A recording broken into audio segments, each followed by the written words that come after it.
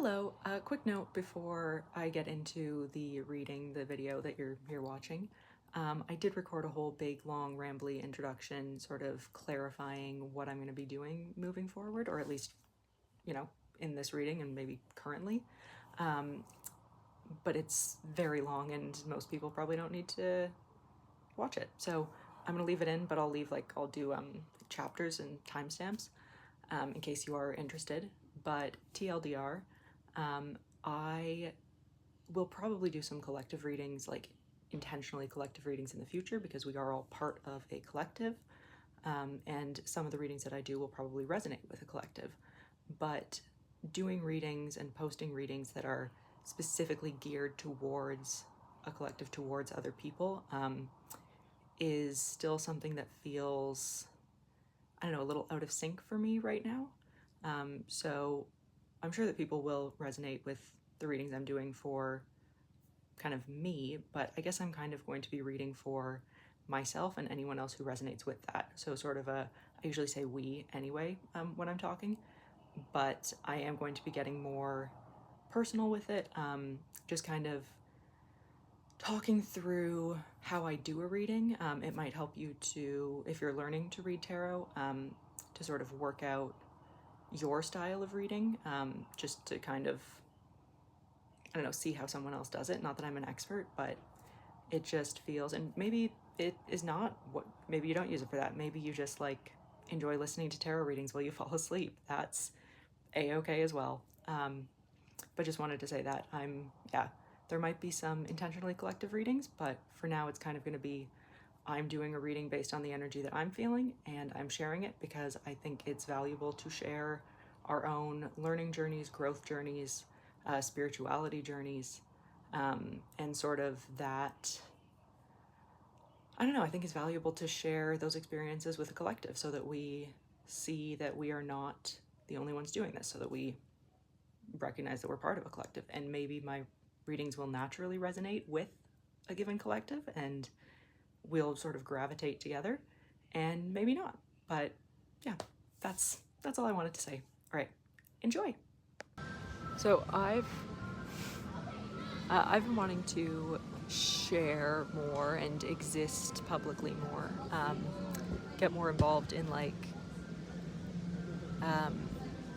not even just virtual, but more involved in like communities to do with tarot, divination, spirituality, if you will, but specifically tarot is kind of a big thing that I do and want to foster more community around. So, combined with a mission of existing unapologetically as myself, letting myself be more visible and more authentically visible, I decided to start, posting tarot readings. But it was actually partly because of a friend of mine who, I think she was the first one who said it.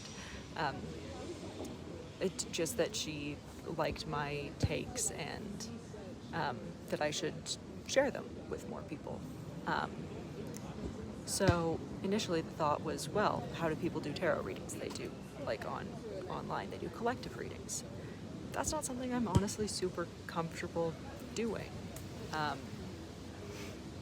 I love watching them. I appreciate people who do collective readings, but I don't feel confident enough in I don't know, it's not even that I don't feel confident enough. Maybe it is. I don't know, and maybe someday I will do that. But so far, the readings that I've felt comfortable enough to post have been widely applicable, perhaps, but not necessarily even that widely applicable, but still connected to me.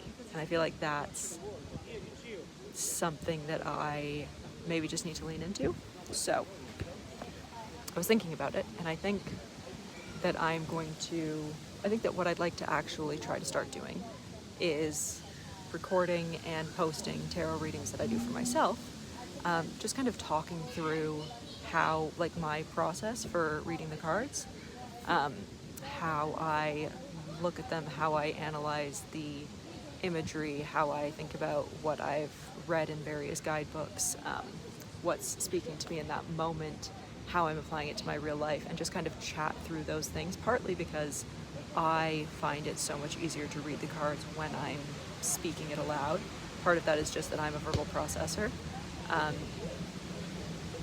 And part of it is, well, I guess that's part of the verbal processing, is that when I say something out loud, I can feel, you know, that gut feeling of, yes, that's correct here, or that doesn't quite fit. But it just allows me to think them through. And so I thought that perhaps for people starting out reading tarot, people learning to read, that might be helpful. Because I know there's a million different ways to like learn to read tarot, and none is more correct than another. But yeah, I thought somebody might appreciate or get some use out of kind of seeing me go through sort of how I do a reading. Again, not that I'm like an expert by any means. I've been reading tarot for just over 2 years now. And I've gotten, you know, invaluable amounts and just invaluable guidance from the cards. And so I do, you know, I want to contribute and promote sharing this form of like self-counsel, and although it's maybe not self, anyway, this practice, we'll say. So yeah, I'm sitting in the park right now, and I just did a draw that I just recorded because I was going to send it to a friend of mine because I couldn't figure out, well, that same friend, because I couldn't figure out what the cards were saying. I didn't know what I thought they were telling me. So maybe I'll share that one as well. But then I looked at my phone and had a post from Substack, someone talking about like, well, August is done and as we move into September. And I was like, wow, yeah, it really is. And so I'm at, obviously it's not necessarily well, I guess a lot of people feel the sense of like newness in the fall. Like it's the beginning of a sort of Western school. I mean, I'd say Western. I don't know what school years are like in a lot of places, but certainly in my life, September is the start of a new school year. And that has always felt, hello, hi, ready? That has always felt to me very much like more of a fresh start than January. I am of the school of the belief that the spring equinox or spring is actually the new year. You know, I don't subscribe to a Gregorian. I subscribe to a Gregorian calendar in that like I have to live my life by other people's, like Monday, Tuesday, weekdays, weekends, whatever. And I use those dates, you know, right now it's August, but increasingly I'm trying to move away from that kind of way of seeing the world. But anyway, I feel like the fall does bring, because it's a time of transition, especially, and it's a very clear time of transition with, you know, leaves falling and composting and sort of this generative rest upcoming. I figured that I would do a little tarot draw for the start of September and just see what comes up and what I don't know what the cards have to say, and figured I would film it and see if anyone got any value out of it, I guess. So I'm gonna put you guys down here. What am I doing? There we go. Hello. Yeah, I am gonna try to flip these guys, but we'll see. The grass might not be very friendly for that. I thought I could have no problem. Yeah, not awesome, but there we go. So, just clearing the mind the best we can, trying to forget that there's a camera rolling in front of me.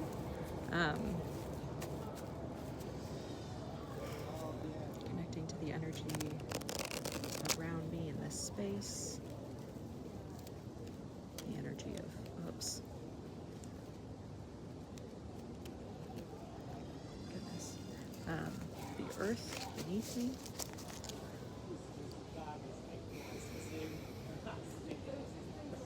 Alright.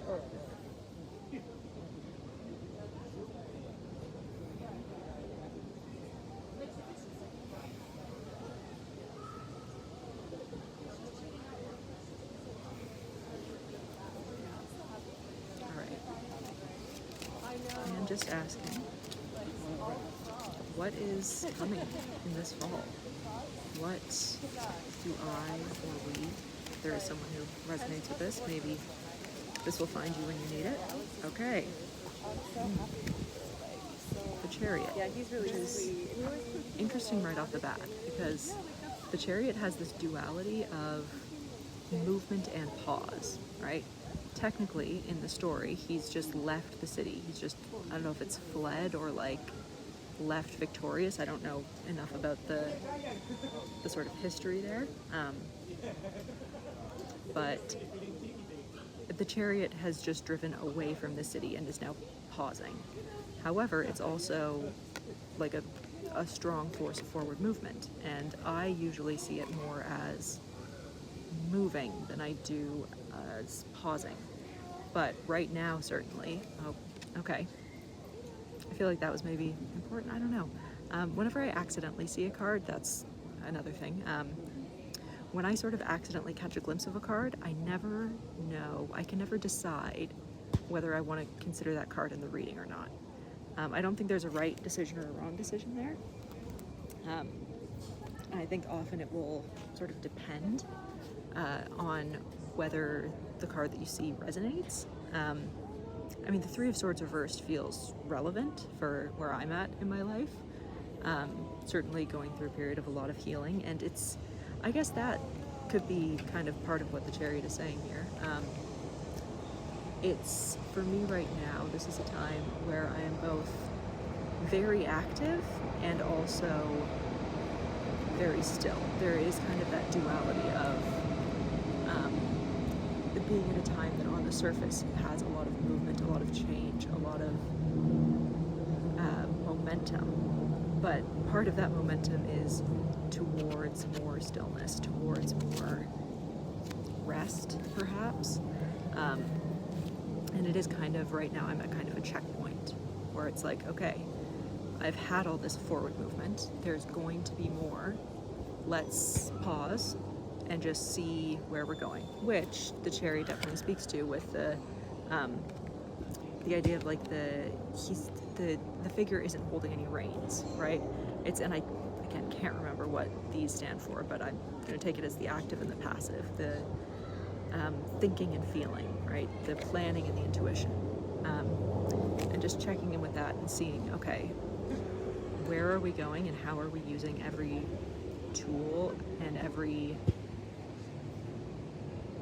I don't know what the word I'm looking for is here, like every driver, every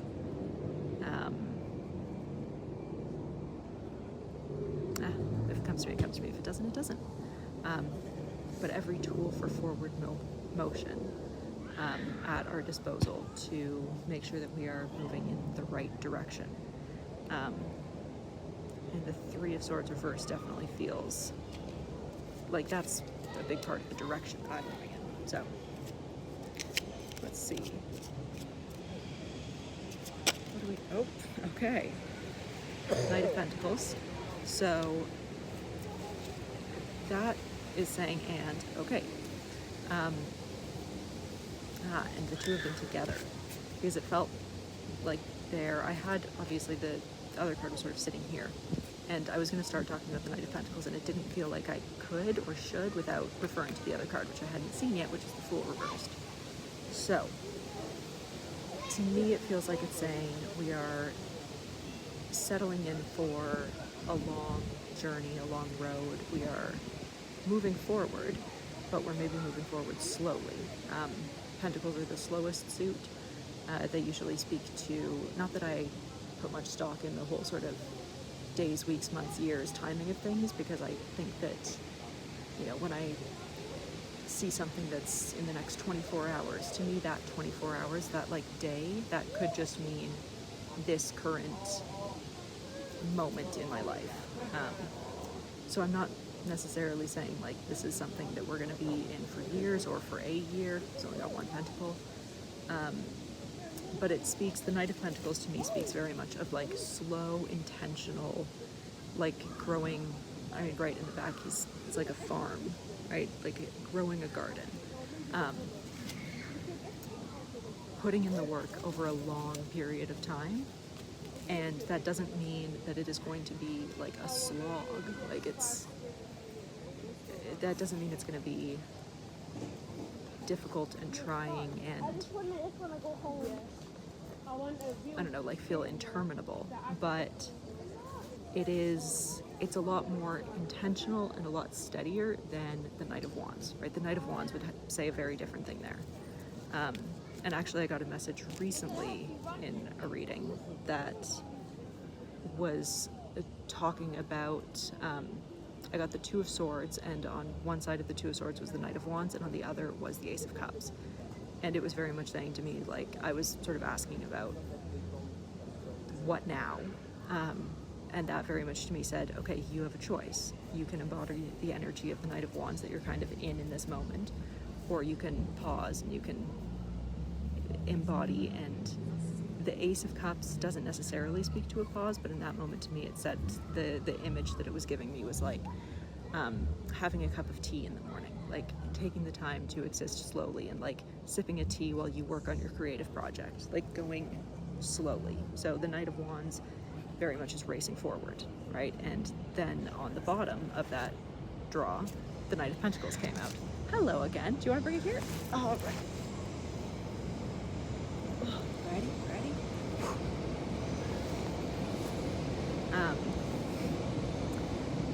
Dog. Obviously, what else would I be talking to, throwing the ball for? I guess you can't see that. Anyway, yeah, the Knight of Pentacles came through on the bottom of that sort of draw as I was thinking about, yeah, the way that I want to structure my life going forward is not the energy of the Knight of Wands, it's the energy of the Ace of Cups. So I feel like this is maybe a reminder to me, like, remember what you're trying to build, and remember that it will take time. And so the Fool reversed, I rarely get the Fool reversed, honestly. Usually I get the Fool upright. And I feel like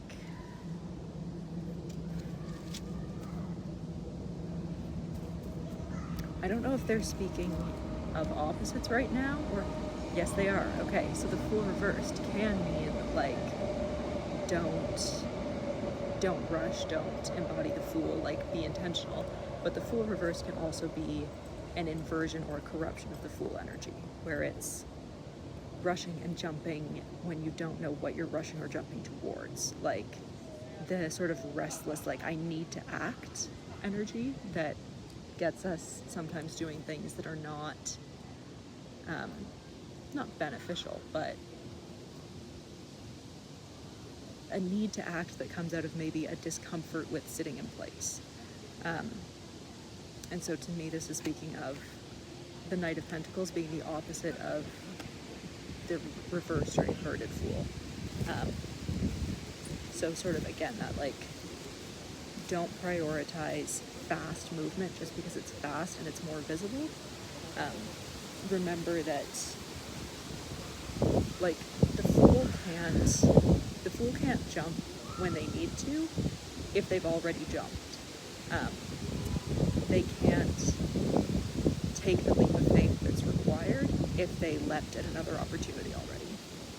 So that, to me, is what it's saying here. Don't leap at any opportunity. Don't be rash and reckless and move just for the sake of moving. Again, like the chariot can very easily become out of control and off course and sort of movement for the sake of moving without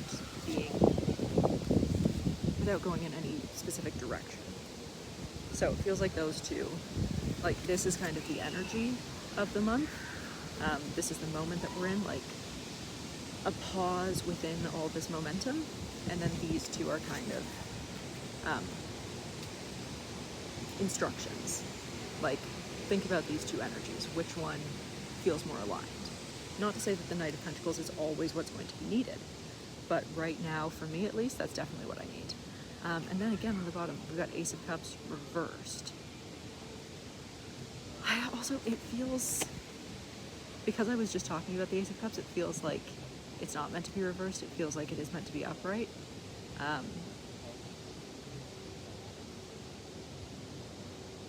Which I suppose the fact that it's coming out reversed could be, you know, chance. Sometimes that happens. And I don't always read reversals if they don't feel accurate. But I guess often the other thing is that a reversal can read as that this energy is blocked right now. So this could be saying, you know, just with like, don't be rash, don't block yourself off from the Ace of Cups. I swear I did shuffle these cards. I just did done like 3 draws since then. They're just, these ones want to come out together, I guess. Okay, so we're embodying the Knight of Pentacles rather than the Fool reversed. So I want to ask about, because I just did a draw and got a message very much of the Four of Cups reversed, like getting out of this state of sort of apathy, and I guess this sort of goes along with that quite well, of picking things that align, finding the cup that's right, and grabbing it rather than waiting. But I guess I want to know, I'd like to know more about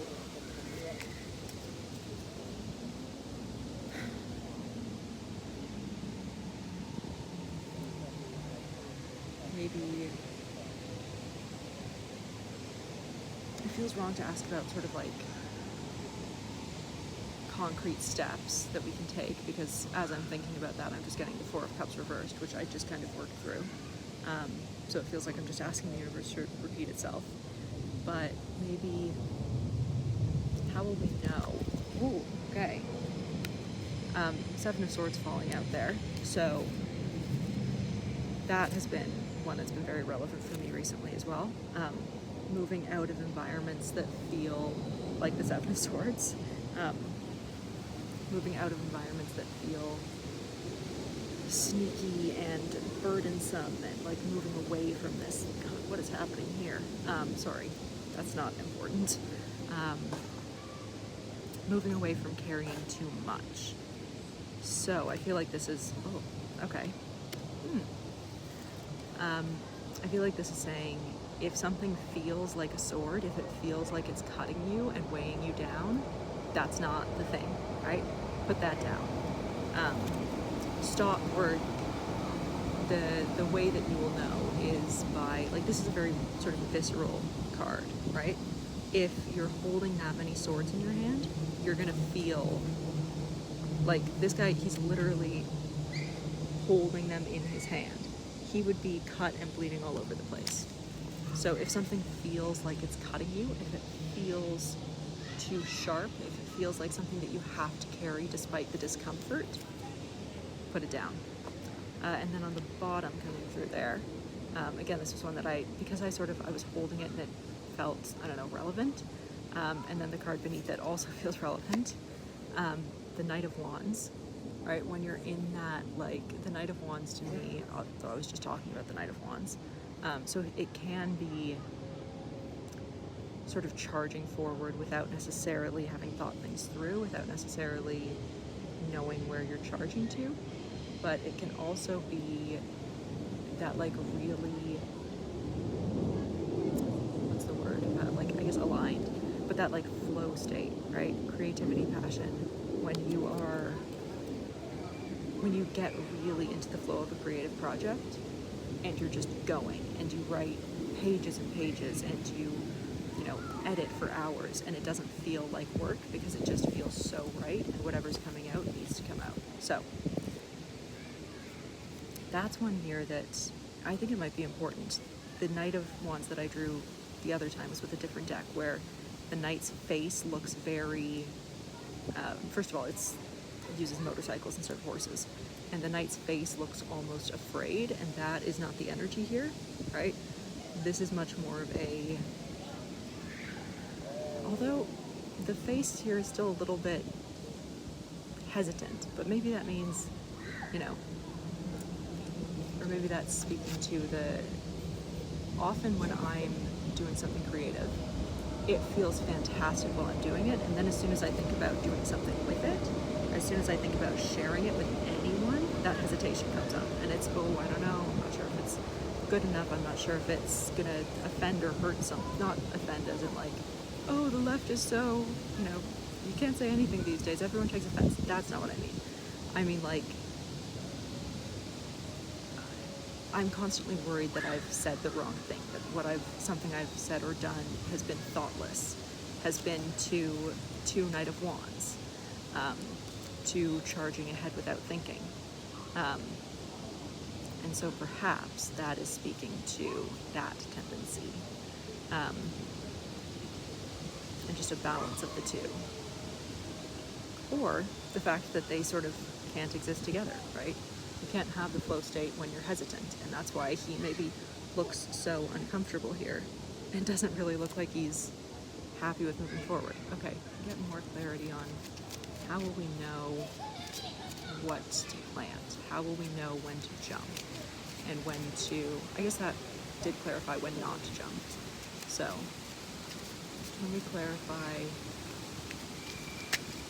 Whoop, okay, too many. All right, well, the ones on top, although the one beneath that also feels relevant, yeah. So we'll take these three. Oh my goodness, and those guys, yeah, we're gonna ignore them. We're gonna put them back on the bottom. So the first ones I saw, Ten of Cups, the Hermit beneath that, and the King of Swords beneath that. So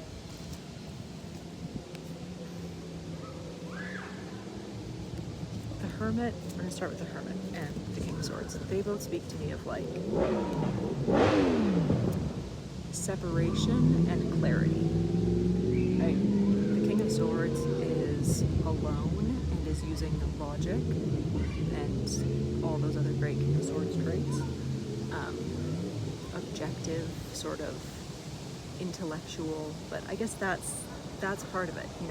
You can use your objectivity and your intellect, and you can get that sort of clear, higher ground view of things. But sometimes you also need to just ask yourself, like using all the tools, right? And you can't really, well, you can sort of see it in there, right? The light inside the Hermit's Lantern is the six-pointed star, which is the combination of all of the elements. It's the combination of the alchemical symbols for earth, fire, air, and water. So using all the tools at your disposal, getting some distance, getting some solitude, and it's also, to me, it's a card of intuition. So your intuition will tell you. And then the Ten of Cups. The Ten of Cups is a card that I have a very complicated relationship with, but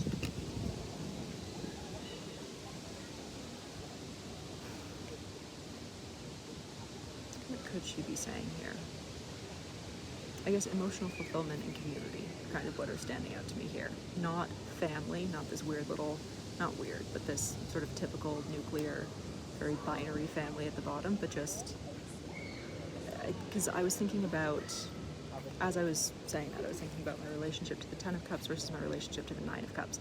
The Nine of Cups I have a much fonder view of, whereas the Ten, being the card of sort of like the happy family, that's something that's real complicated for me. And I think it could be saying something to the fact of, like, the Nine of Cups is great, but the figure is alone. And something that I'm working on very much right now, something that's very relevant to me, is moving away from like hyper independence, and not even hyper independence, but like moving away from a view that I need to do things alone, and that getting support or having community means vulnerability, which is dangerous and will lead to pain.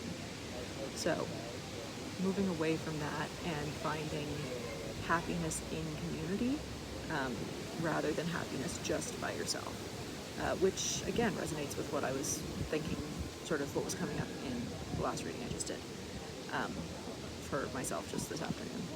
The cards are probably getting sick of me. They're just giving me the same messages in different formats. But to be fair, that wasn't something they said to me. That was something that I worked out on my own. So feels like they might be confirming. They might be confirming that. Like there's a place for getting a clearer view, not going back into sort of hermit mode, which is a tendency that I have, but there's a space for getting some distance and using logic and intuition, but also for just the feeling of trusting the feeling of emotional fulfillment and connection. So that feels, yeah, pretty relevant.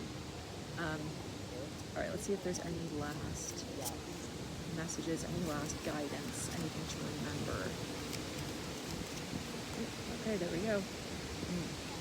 The Hanged Man.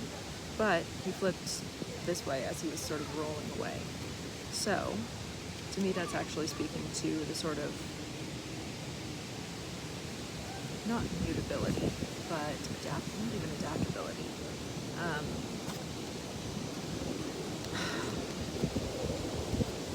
The Hanged Man is a card that comes out it comes out inverted, reversed for me a lot, and I don't always notice at first because the figure is upright, right, when it's inverted. So I think potentially this could be speaking to that kind of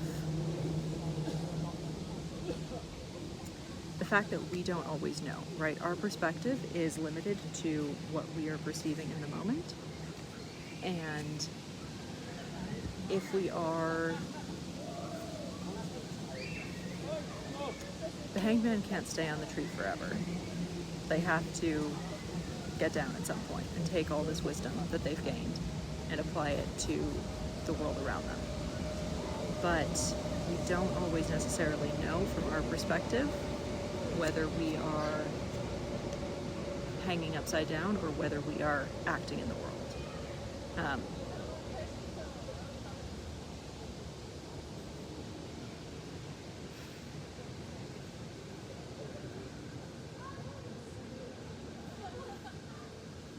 I think that's why that's coming up. To me, it feels very much like this right now is saying,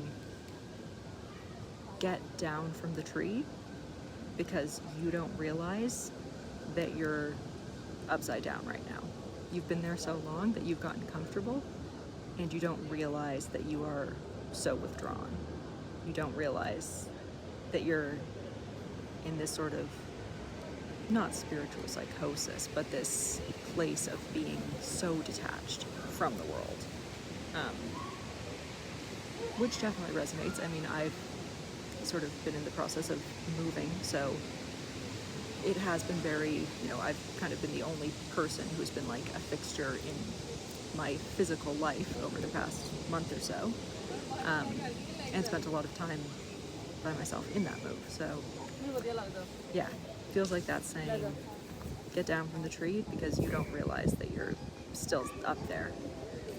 So there we go. That seems like pretty relevant advice. Almost I'm getting an idea of like get out of the matrix too. Like, not that spiritual connection or like seeking advice or following your intuition is the matrix, obviously it's not. But the idea of not realizing the environment that you've sort of let yourself fall into, not realizing the habits or the truth of what is,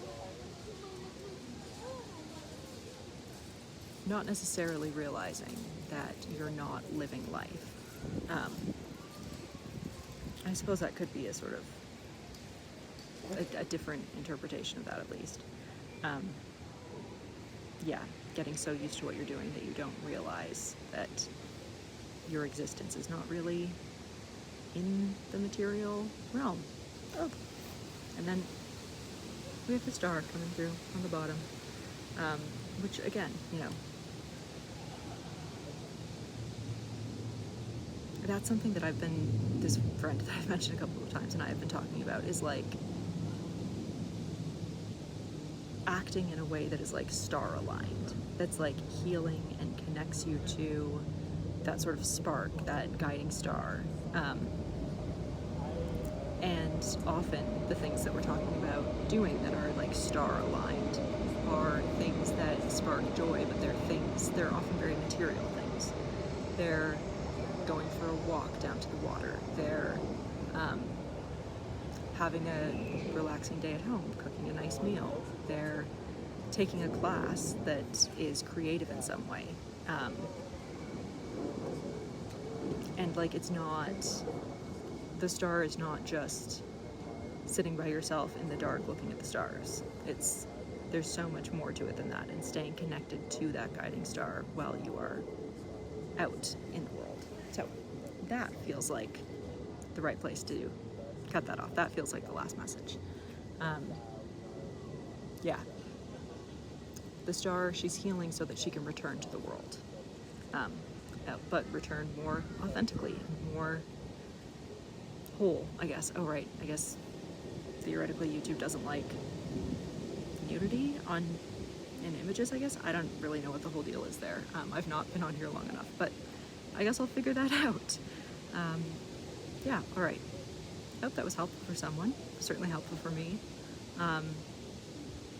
Feel free to let me know if this like resonated with you, if you're feeling any of these energies also at this time. Yeah. Let's see. Do we want to do a quick little overview of what we had here? I don't know. I actually don't know how to flip the camera around while I'm still using it, so we're not going to do that. But yeah, thanks for joining. I hope this helped on your, well, in whatever way, whether it's your own learning journey with tarot, or whether this kind of message felt relevant to you at this time. But yeah, thanks for joining, and I'll see you next time.